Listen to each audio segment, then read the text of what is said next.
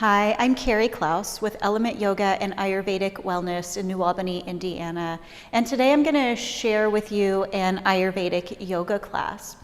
Ayurvedic yoga brings together the sister sciences of yoga and Ayurveda to support optimal health and well-being. So Ayurveda, which is sometimes called the science of life, and yoga are both based in the Sankhya philosophy. And Sankhya philosophy says that all things in manifest creation, me, you, everything that we can perceive and even things that we can't, are some combination of the five great elements: ether or space, air, fire, water, and earth.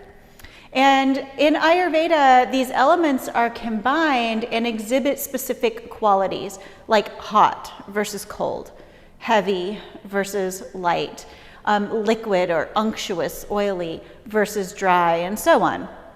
So Ayurvedic yoga uses the practices of yoga asana, the postures that we're used to, pranayama or breathing exercises, and also meditation to balance these qualities and to promote balance and harmony in the individual. So practicing Ayurveda and yoga together in this way actually promotes a more sattvic state. Remember, sattva is the state of clarity, of balance, essentially a state of being at peace and in harmony.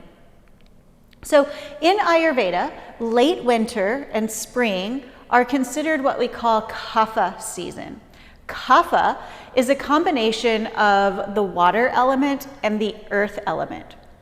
So Kapha has qualities like being heavy and dull, lethargic, slow, stagnant, and sticky.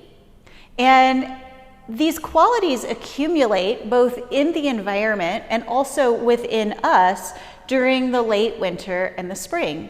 And when these qualities accumulate in us, they show up as things like seasonal colds or congestion. So you might have some heaviness in your chest or maybe a little more phlegm in your throat than what you're used to, even some sinus congestion and drainage. They show up as allergies, again, some congestion and some heaviness, a sense of lethargy. They show up as other springtime illnesses that are pretty common. So when we practice our yoga during Kapha season, we want to do things that balance out the cold, heavy, dull, lethargic, slow, stagnant, sticky qualities of Kapha. So we want to do things that generate heat. We want to do things that are stimulating and also things that move prana upward. So Kapha is really associated with the downward movement of prana, or what we call apana, which kind of grounds us and roots us and connects us to the earth. And we want to kind of reverse that flow and get the prana or the energy moving upward. Okay. So during Kapha season, it's really great to practice things like sun salutations for that stimulating, energizing, warming effect. It's really great to practice things like back bends. Back bends help to disperse some stagnant Kapha. So in Ayurveda, we believe that Kapha gets stuck and stagnant in the lungs and the chest and also in the belly. And so when we do things like back bends and we stretch the chest and we stretch the belly, we help break up some of that sticky, stagnant Kapha and kind of move it along.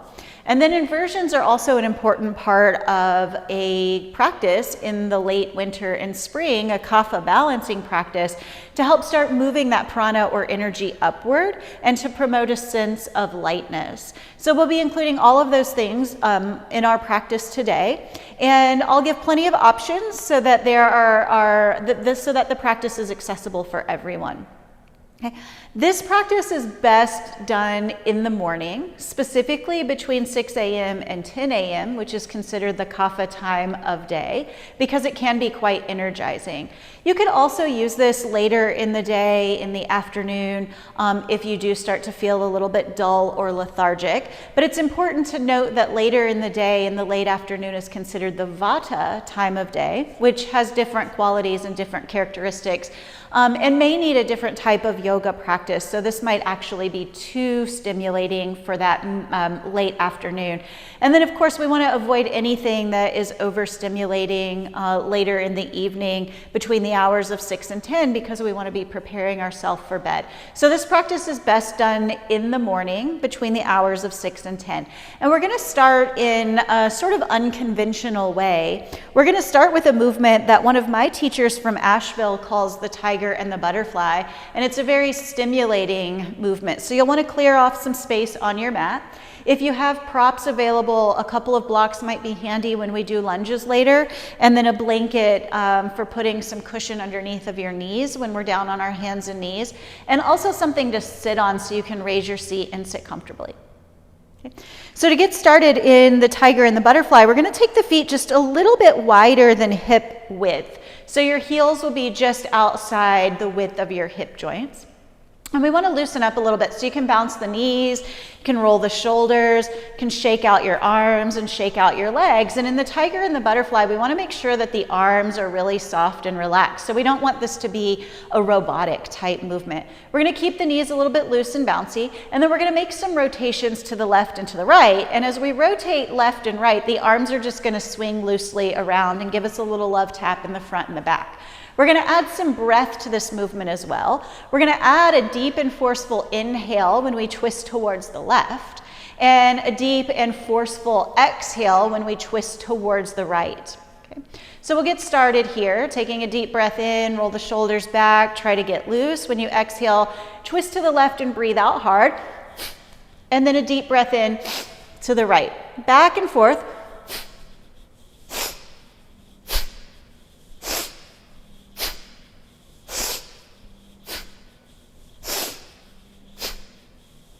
You keep going.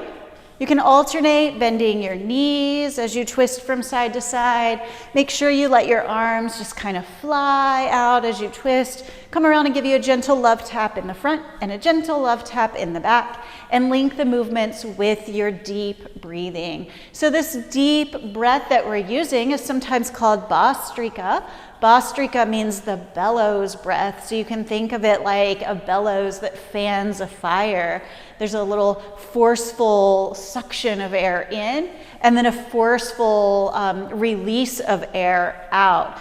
So again, it's a deep and forceful breath that helps to stimulate the system. We'll keep going for just a few more seconds.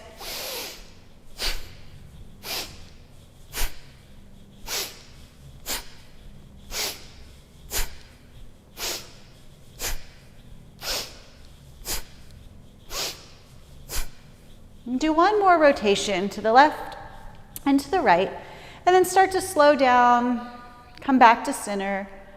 As you settle back to center, you can walk your feet in just a little bit closer, raise your shoulders up towards your ears, back and down, and just pause, close your eyes, or drop your gaze and notice how you feel. Hopefully you're starting to feel a little bit more enlivened, a little bit lighter in your energy, a little bit clearer and free in your mind.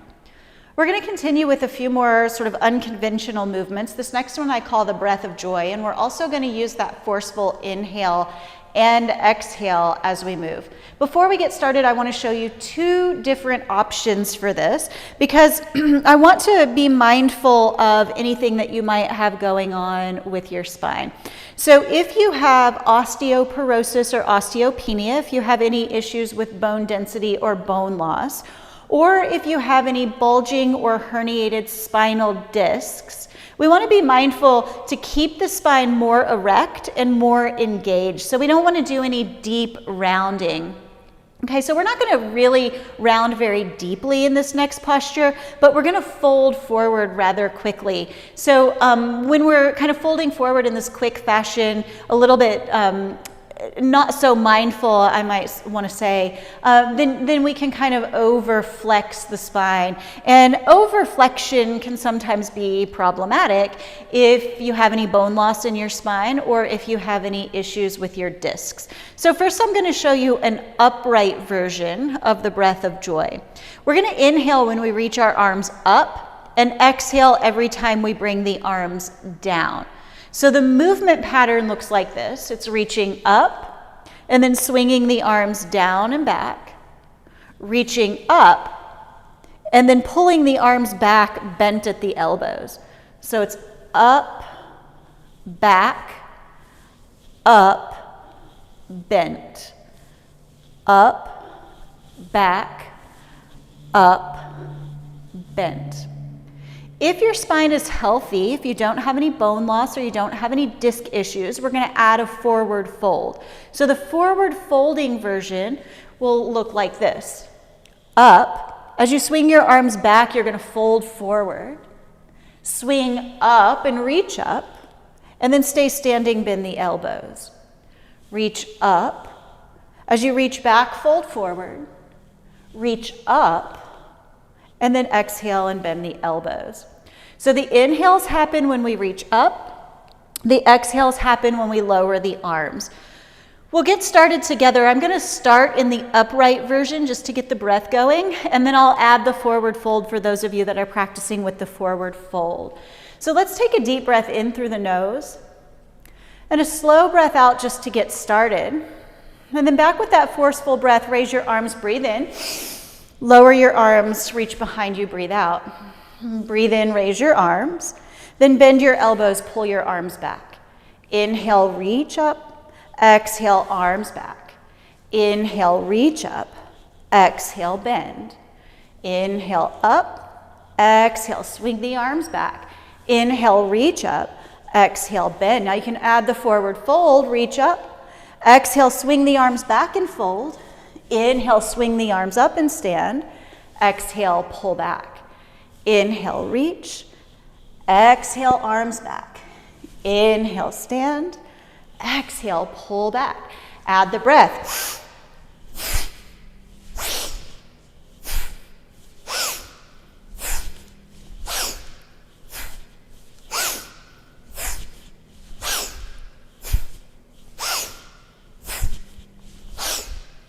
Do two more.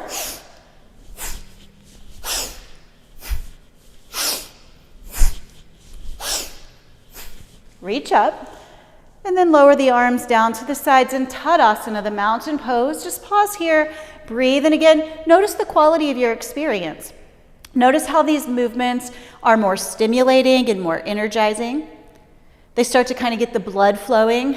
They get you a little bit warm. Kapha needs some stimulation, some movement, and some warmth to break up its heavy, stagnant qualities. We're going to continue with just a little bit more energizing with high marching knees. So we're just going to lift the knee as high as the hip joint and then set it back down. Opposite leg and set it down. Just high marching with your breath. Inhale as you raise your leg. Exhale as you set it down.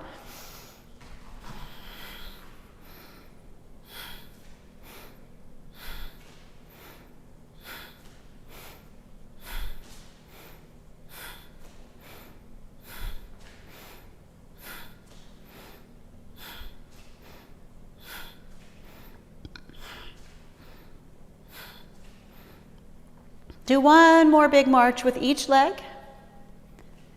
And then as you settle back into Tadasana or the mountain pose, again, notice how you feel. Draw your shoulders up towards your ears. Roll your shoulders back and down. Lift through the center of your chest. And then as you inhale, raise both arms up and over your head for Surya Namaskar. As you exhale, fold forward, bringing the hands through the heart center. You can use your blocks here or take your hands onto your shins or thighs. Lengthen out your spine, reaching your tailbone back and your chest forward. And then as you exhale, step your right foot to the back of your mat in a lunge. Let's keep that back knee lifted. Inhale as you stretch the chest forward, really reach back through your right heel, let your pelvis get heavy. And then as you exhale, lower your right knee to your mat. Inhale as you raise your torso, reach your arms up over your head. As you exhale, bend the elbow like a cactus, lift the chest. Inhale, stretch the arms up. Exhale, bend the elbows like a cactus. Inhale, stretch up. And exhale, bend the elbows like a cactus. As you inhale, reach both arms up. And then exhale to fold forward. Take your hands to your blocks or to your mat. Tuck your back toes under. As you inhale, lift up your knee. Look forward to the top of your mat. And as you exhale, step forward with your right foot. Slide your hands up your legs. Lengthen out your spine. The tailbone reaches back as the chest moves forward. Exhaling to fold forward over your legs. With a big breath in, reach the arms out to the sides. Come all the way up to stand stretch tall. Exhale and bring the hands down in front of your heart. We'll move on to that second side. When you inhale, reach the arms up. As you exhale, fold forward. Hands on blocks or to the floor. As you inhale, lengthen your spine. Then when you exhale, the left foot's going to step to the back of the mat. We'll start with the knee lifted. As you inhale, stretch your chest forward. Reach back through your left heel. Let your pelvis get heavy, and then exhale, lower your left knee down. Inhale to lift the torso, reach the arms up. Exhale, elbows bend like a cactus. Inhale to reach both arms up. Exhale to bend like a cactus. Inhale to reach up one more time. Exhale, bend the elbows. Then as you inhale, stretch the arms beside the ears, and exhale, fold forward. Take the hands to the blocks or the floor. Tuck your left toes under, lift up your knee, inhale. As you exhale, step your left foot forward to meet your right. Breathing in, hands onto the fronts of the legs, lengthen out your spine. As you exhale, fold over your legs. With your breath in, come all the way to stand. Reach your arms out and up. Exhale and bring your hands together in front of your heart. Pause here and notice how you feel. Notice the quality of your experience. And then inhale, raise both arms overhead. As you exhale, fold forward, hands to the floor or blocks. Inhale to lengthen out your spine. We'll start again with the right foot. As you exhale, step your right foot to the back of your mat in a lunge. And then keep that knee lifted for a high crescent lunge, or return the right knee to the floor for Anjaneyasana. Knee up or down. Inhale, lift your torso, reach the arms up beside the ears. Pause here, take a breath out. Inhale again. And exhale. We take one more breath in. And then as you exhale, take your hands to the floor or blocks. Look forward on your inhale. Lift your back knee if you've lowered it. As you exhale, step your right foot forward to meet your left. Breathing in, the spine grows long. Exhale and fold forward over your legs. As you inhale, come all the way to stand. Reach out and up over your head. And exhale to bring the hands together in front of the heart. Inhale as you reach both arms up. And exhale as you fold over your legs. Bring the hands to blocks or your shins or the floor. Lengthen your spine, breathe in. As you exhale, take the left foot to the back of your mat. Keep that knee lifted for a high crescent lunge, or lower the back knee down for Anjaneyasana. As you inhale with the back knee up or down, lift the torso, reach both arms up, hold here and exhale. Breathe in and breathe out. And take one more breath in. And then as you exhale, take both hands to the floor or blocks. Take your gaze forward. Inhale, lift up your back knee if you've lowered it down. And as you exhale, step your left foot forward to meet your right. On your breath in, stretch your spine long, reach the tailbone back and the chest forward. And as you exhale, fold over your legs. Breathe in again, come all the way to stand, reach the arms out and up above your head. And exhale to bring the hands to a prayer in front of the heart. Again, pause and just notice your experience here. Take a slow and deep breath in and out. Then when you inhale again, reach both arms up above your head. As you exhale, fold forward over your legs. Slide your hands onto the fronts of your shins or your thighs and stretch your spine long. Tailbone reaches back, chest forward. Bend your knees enough to get your hands to the floor, and then step or walk your feet back into downward facing dog. So we're coming just for one breath into this upside down V shape, Adho Mukha Svanasana. On your inhale, we'll come forward to plank pose, the top of a push-up, pressing the floor away with the hands. In plank pose, the knees can stay lifted, or you have the option to lower both knees to the floor. Just make sure they come to the floor behind the line of your hips. So rather than knees directly under the hips like a tabletop, slide the knees back so they're behind the hips. Draw the navel up towards the spine. Press the floor away like you're trying to get away from the floor, and feel the muscles in your upper back between your shoulder blades activate. Take another breath in and out. One more breath in. And then as you exhale, raise your hips back and up into down dog, or remain on your hands and knees. From down dog or hands and knees, take your gaze forward to your hands. And as you exhale, step your right foot forward in between your hands. Good, now you might have some blocks under your hands here just to stabilize or for support. We're going to hop the back foot in just about one step and spin the back heel down. So you want the outer edge of your left foot and your left heel to be down on the ground. And then lift the torso for Warrior One or Virabhadrasana 1. As you lift your torso upright, you might like to bend and straighten your right knee just a couple of times. As you bend and straighten your right knee, check in with your low back and the back of your pelvis, and just make sure nothing's talking to you back there. So you want there to be relatively little feedback from your low back and the back of your pelvis.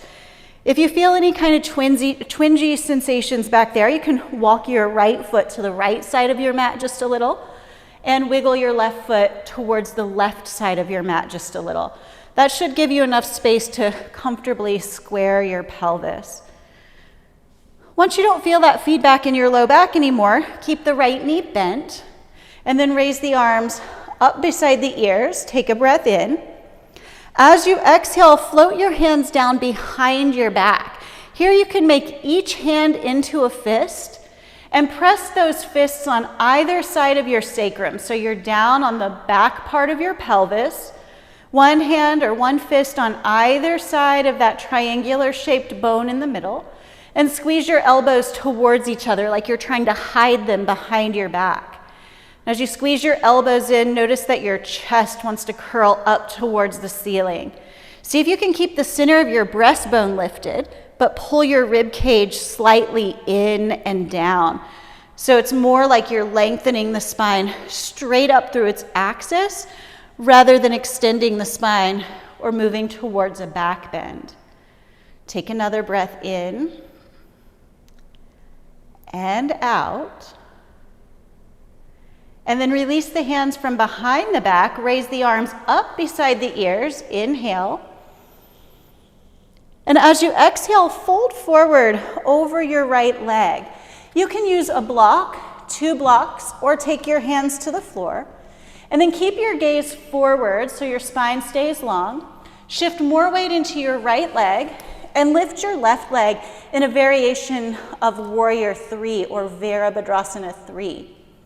Think about engaging or lifting a little bit more through the left inner thigh. You'll get a little bit of an internal rotation in that hip joint and help bring the pelvis level. Keep stretching your chest forward. Take another breath in. And then as you exhale, put a little bend in your right knee, pull your left knee to your right knee, and then step the left foot next to the right. Bend both knees deeply and sit back like you're sitting into a chair, and then raise the arms beside the ears. Breathe in. Breathe out here in Utkatasana, the chair pose or the fierce pose. And then inhale and come all the way back up to stand. As you exhale, bring the hands down together in front of the heart. Pause here, and again, just notice the quality of your experience. Notice how you feel energetically. Notice if any dullness, heaviness, lethargy, stagnation feels as if it's lifting. And when you inhale again, reach both arms up. Then exhale and fold forward over your legs. As you inhale, stretch your spine long. And then take your hands to the floor, bend your knees, and walk your feet back to downward facing dog. Again, just one breath here, in and out. And then shifting forward to plank pose, the top of a push-up. Remember here in plank pose, the knees can be lifted or they can come to the ground behind the line of your hips. If you're keeping your knees down, press your hands down, take your gaze forward, feel the muscles in your upper back activate. If the knees are lifted, same thing with the upper back, really pull the navel towards the spine so your belly isn't sagging towards the mat. Take one more breath in, and then stay on hands and knees or raise your hips back and up to downward facing dog. Breathe out. And then looking between your hands, the left foot's gonna step forward for warrior one. With the fingertips on the floor or hands on the blocks, hop your back foot in about one step. Turn your right heel down, press to the outer edge of your right foot, and then lift your torso, raise your arms. Here again, you can bend and straighten the left knee a few times. Check in with how your low back is feeling. Position the feet a little bit wider from side to side if you need more space to square your pelvis. And then once you're ready to settle in, on the exhale, take the hands around behind the back. Make a fist with each hand, and then press those fists into either side of the back of your pelvis. Squeeze your elbows towards each other. Lift up through the center of your chest, but pull the rib cage down slightly. Breathe in and breathe out. And take one more breath in and out. And then as you inhale again, raise the arms beside the ears. On your breath out, fold forward. Hands can go to one block, 2 blocks, or the floor. You're reaching forward, keeping the spine long, shifting more weight into the left foot, and then lifting the right leg above the floor. Again, engage just a little bit more through the right inner thigh to help square the hips. Keep stretching the chest forward, strengthening the back of the body.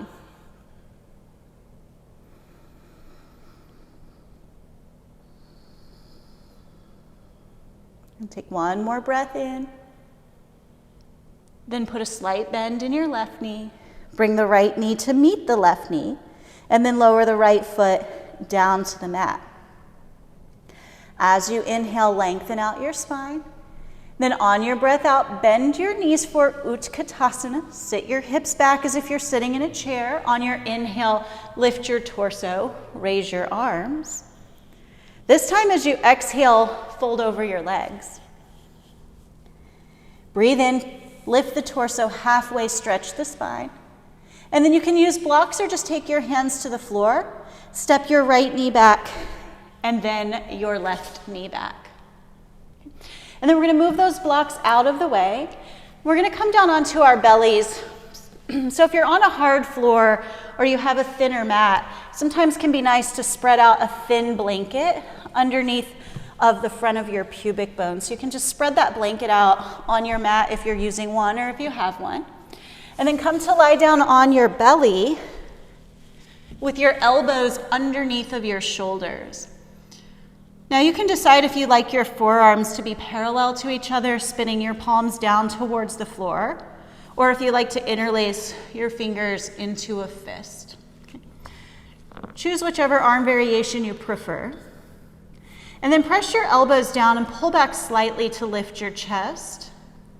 And as you're lifting your chest in the Sphinx pose, think about finding one long, even arc of compression, or one long, even arc of sensation from the tailbone all the way up to the base of the skull. So here in this back bend, the height of your back bend is not important. The intensity of your back bend is not important. Just aim for evenness. And as we move through a series of back bends, keep in mind that at least for the purposes of this practice, evenness is greater than intensity. So if you're looking for a little bit of evenness, but you have a hard time finding that because there's a lot of compression in your low back, try engaging your glutes. So just contract the glute muscles, and usually that helps to lift some of the compression out of the low back. And then when you exhale again, lower all the way down. Stack up your hands, turn your elbows out to the sides. Rest your forehead down on your hands. And then just shake your hips a little bit from side to side.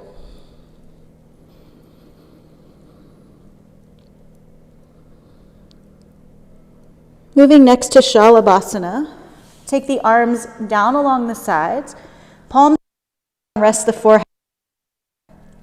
And then lift the shoulders away from the floor, so you're the shoulder blades towards each other slightly. And as you inhale, lift the chest, lift the head, and then lift the legs. Taking the legs a little bit wider can help to engage the glute muscles. And strong glutes are helpful in back bending postures. Your glutes are helpers in hip extension.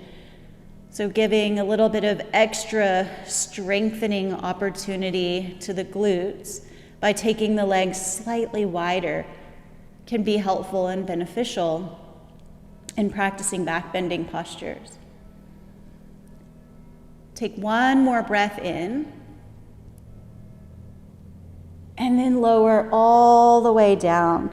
You can bring your hands forward again to make a pillow for your head.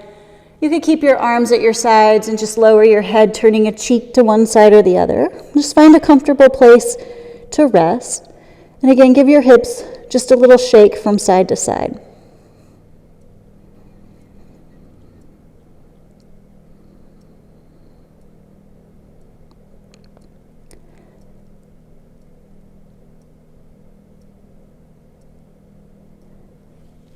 And then rotate the head back towards the floor, bringing the hands underneath of the shoulders. Press up through your hands and knees, and we'll next come to kneeling. And so for that, I'm going to fold the blanket just a little bit thicker and give myself some padding underneath of my knees. And then you'll come to standing on your knees, so your hips and your pelvis are stacked above your knees, your shoulders aligned and centered over your pelvis. And we're going to take a variation of Ustrasana, the camel pose. And we're going to use 2 fists for this variation. So we've done this before. We're going to make a fist with each hand. Take the fist into your low back, and then slide it down to the back of your pelvis. So you want to be on the hard, bony part of your pelvis, not up in the curve of your low back. And then squeeze your elbows together like you're trying to hide your elbows behind your back. Keep pressing your fists into the back of your pelvis. Then as you inhale, reach the top of your head towards the ceiling. So just think about your spine getting longer on its axis. And as you exhale, slowly, one vertebrae at a time, start to arch back. Now remember, for the purposes of this practice, evenness is greater than intensity. So we don't have to fold back and touch the feet or take the head to the floor or anything like that. We want to find that long, even arc of compression from the tailbone all the way up to the base of the skull. Remember how you can use your glutes here if you are feeling too much compression or too much sensation in the low back. A little hug in of the glutes can lift some compression out of the low back. Take another breath in and out. And then as you inhale, lift all the way back up. And as you exhale, just hinge forward at your hip creases.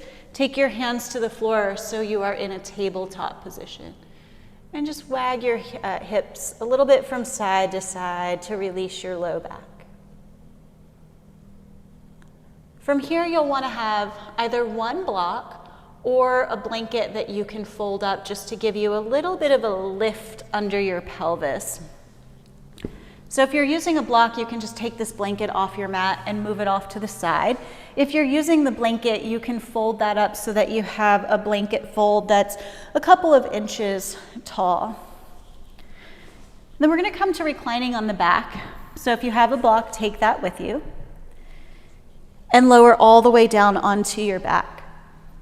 Okay, we're just going to get a very mild and gentle form of inversion here. We've done some inverting already in our downward facing dog, but we're going to do just a little bit more inversion for that reversal of the movement of prana. So instead of the downward flow of prana that is more associated with Kapha dosha, we want to move that energy or move that prana upward for a sense of lightening.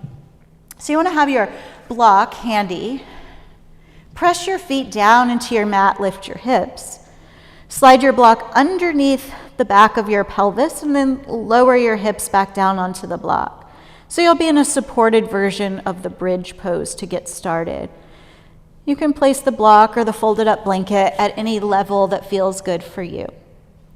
And then before we raise the legs, reach down and hold onto the edges of your mat. So you just grab a handful of your mat in each hand. And then like you're going to tear your mat in half, pull from side to side, lift your chest, and tuck your upper arms underneath of you. And then keep pulling from side to side so you can keep your shoulders externally rotated and have those upper arms and shoulder blades tucking under. Pull your knees towards your chest, and then raise your heels towards the ceiling. If for any reason your block does not feel like it's in a comfortable or supportive position, lower both feet back to the floor, readjust your block as needed, reset your shoulders underneath of you, and then re-raise the heels. Okay. So as you lift your heels into what I call waterfall pose, stay connected to your breath. So it's not quite time to check out just yet. We're still energizing and enlivening that Kapha dosha.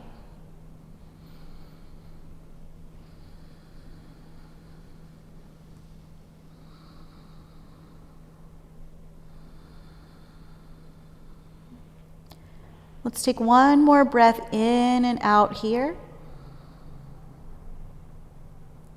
And then lower both knees towards the chest. Return both feet to the floor. Good. Let your upper arms come out from underneath of you. Release the pull on your mat. Lift your hips. Slide the block out from underneath of you and slowly lower your pelvis all the way back down to the floor. Once you return your hips to the floor, bring your right knee to your chest and just thread your hands around behind your right thigh and stretch your right heel towards the ceiling. And all we're going for here is a stretch on the back of the right leg, so your technique isn't super important. There'll be various ways that you can arrange and adjust your body to feel a stretch in different places on the back of the leg. But we really just want to get some stretch in the hamstring muscles. You can sway the leg out to the right just a little and change the focus of the stretch. You can sway the leg in to the left just a little and again change the focus of the stretch more towards the outer hip. You can keep the knee bent and pull the thigh a little bit closer towards the belly or the chest to get a different kind of stretch. Or you can extend the knee fully and press the heel towards the ceiling for another type of stretch. So just take a moment and see what feels good for you. Don't worry too much about technique.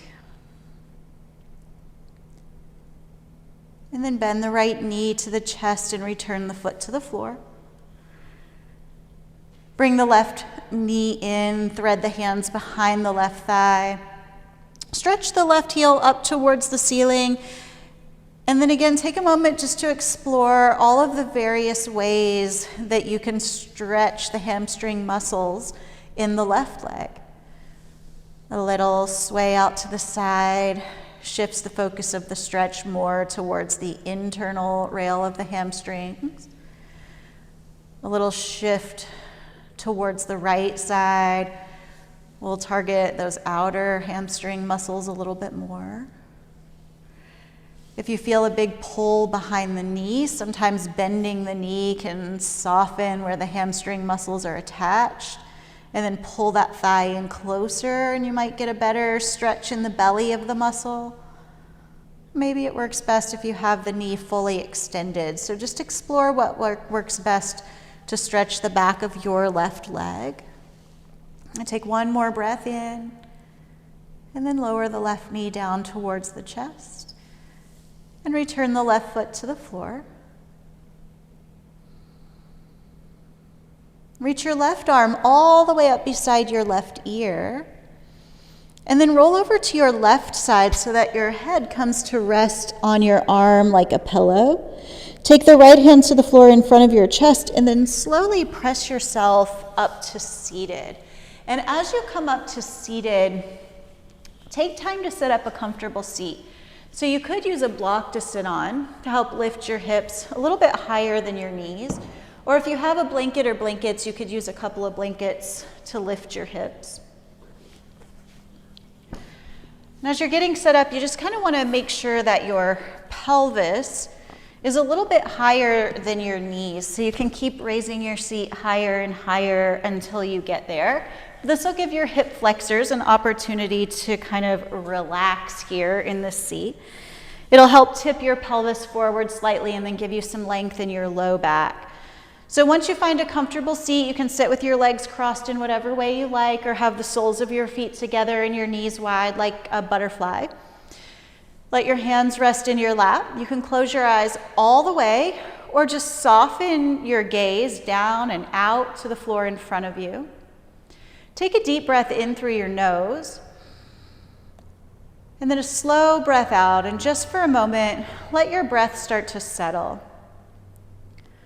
We're going to shift into a full yogic breath, or a 3-part breath. And for this 3-part breath practice, think about your inhale and your exhale happening in one smooth stream. But imagine that you're breathing into and out of 3 distinct parts of your torso. So as a smooth stream of breath comes in through the nostrils, you'll fill your belly first. And then once the belly's full, let the breath rise into the middle portion of the torso, the lower rib cage and lower lungs, finally letting the breath rise all the way to the top of the lungs and the top of the rib cage.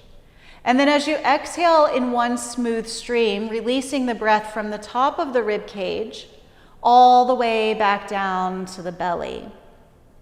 So you can just kind of envision in your mind's eye that you're filling your torso with breath from the bottom to the top, and then releasing the breath from the top to the bottom, almost in the same way that you fill an empty pitcher with water. It's one smooth stream of water flowing in, filling from the bottom to the top, and one smooth stream of water pouring out, emptying that container from the top to the bottom. So we don't want the breath to be broken into 3 parts. Just envisioning in your mind's eye that you're filling from the bottom up and emptying from the top down. Okay. So once your breath has settled and is steady, take a smooth stream of breath in. Start to feel your belly expand in all directions. Once the belly's full, the breath rises into the lower lungs and the lower ribs. Finally, all the way up to the top, expanding the chest and the collarbones. And as a smooth stream of breath is exhaled, you're emptying the torso from the top to the bottom.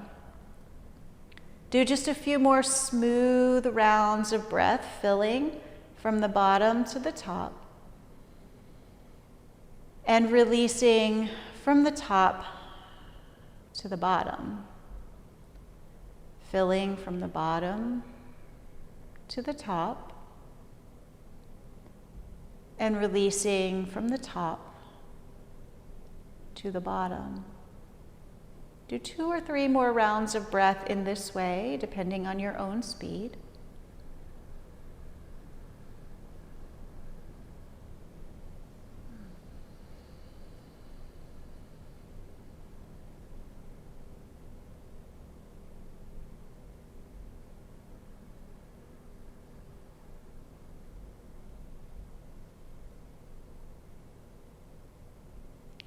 And then just as slowly and carefully as you can, with little to no disturbance, make your way down onto your back for a brief relaxation. If you have extra time to spend today, you might take a moment and pause your video, set yourself a timer, and spend some extra time here in Shavasana. Otherwise, we're going to spend just about 3 minutes or so in relaxation. It's always important to get some relaxation and some settling of the nervous system at the end of practice. But when we're working with Kapha dosha, which tends to have the quality of lethargy and stagnation and dullness, we don't want to spend too long resting on the back. Okay, so we'll spend a couple of minutes to give that nervous system an opportunity to settle. If you have a few additional minutes, again, hit pause.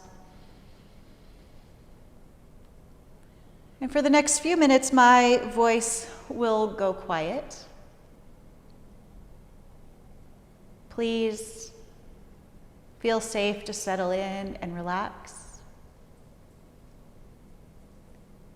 And when a few minutes have passed, you'll hear my voice again. Once you're ready, take a deep breath in through your nose. And then let the breath out with a sigh.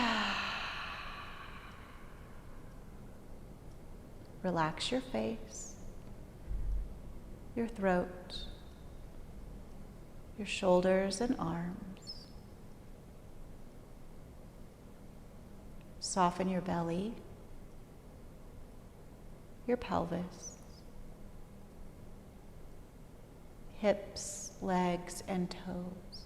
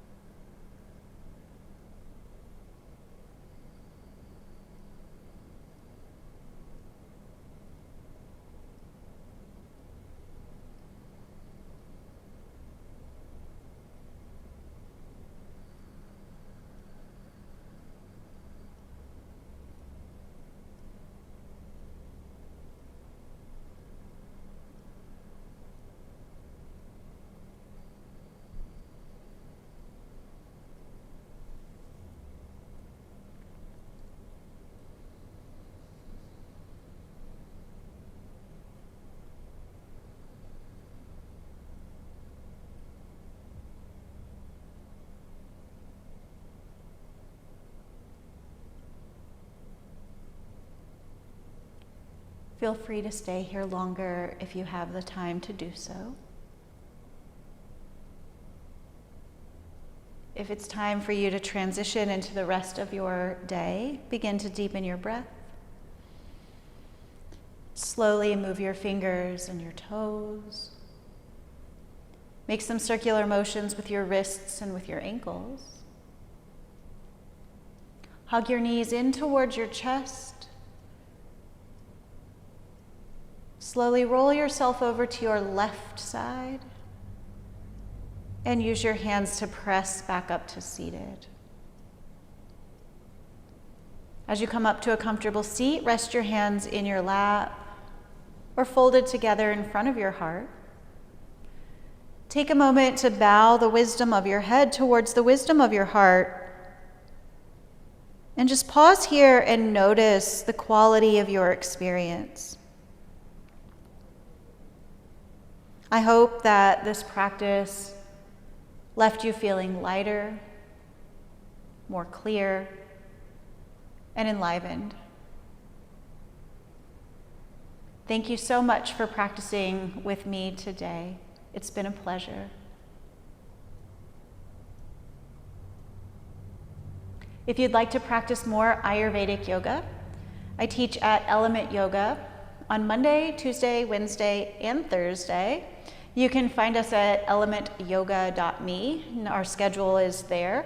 Most of my classes are in person and also online, so you can practice with me from the comfort of your own home if you like. Thank you so much. Goodbye.